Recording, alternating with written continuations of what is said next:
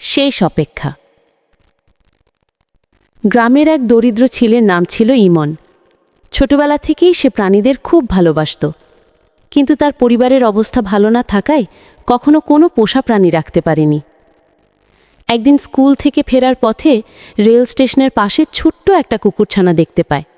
শরীরটা কাঁপছিল, চোখে পানি, ক্ষুধায় কাতর। ইমন ওকে কোলে তুলে বাড়ি নিয়ে আসে।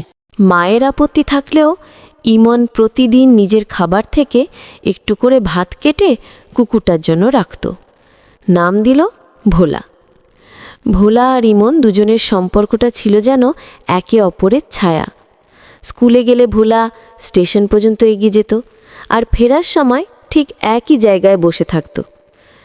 বছর কেটে গেল। ইমন পড়াশোনা শেষে কাজের খোঁজে শহরে চলে গেল। ভোলাকে রেখে যাওয়া তার জীবনের সবচেয়ে কষ্টের সিদ্ধান্ত ছিল, কিন্তু ভোলার চোখের দিকে তাকিয়ে ইমন প্রতিশ্রুতি দিয়েছিল, আমি ফিরব ভোলা, তুমি শুধু অপেক্ষা করো। সময় কেটে গেল। ইমন ব্যস্ত হয়ে পড়ল জীবনের লড়াইয়ে, কিন্তু ভোলা, সে প্রতিদিন একই জায়গায় বসে থাকত, রেল স্টেশনের পাশে। লোকজন বলতো, এই কুকুরটা প্রতিদিন এক ছেলের জন্য অপেক্ষা করে।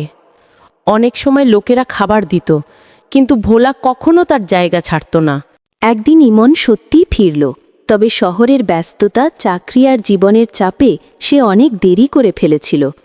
স্টেশনের সেই জায়গায় গিয়ে দেখল ভোলা শুয়ে আছে, চোখ দুটো বন্ধ, নিঃশ্বাস নেই। চারপাশের লোকজন বলল, কুকুরটা তোকে খুঁজতেই খুঁজতেই এখানেই শেষ নিঃশ্বাস ছেড়েছে। ইমন এই বুকটা ভেঙে গেল। ভোলার মাথায় হাত বুলিয়ে সে কান্নায় ভেঙে পড়ল। মনে মনে শুধু একটা কথাই বারবার বলতে লাগল, ভোলা, আমি ফিরেছি, তুমি আমাকে দেওয়া প্রতিশ্রুতি রাখলে, কিন্তু আমি রাখতে পারলাম না। এই গল্পটা শুধু কুকুরের নয়, এটা নিঃস্বার্থ ভালোবাসা আর অপেক্ষার গল্প। কুকুর হয়তো কথা বলতে পারে না, কিন্তু তার ভালোবাসা অনেক সময় মানুষের ভালোবাসাকেও হার মানায়।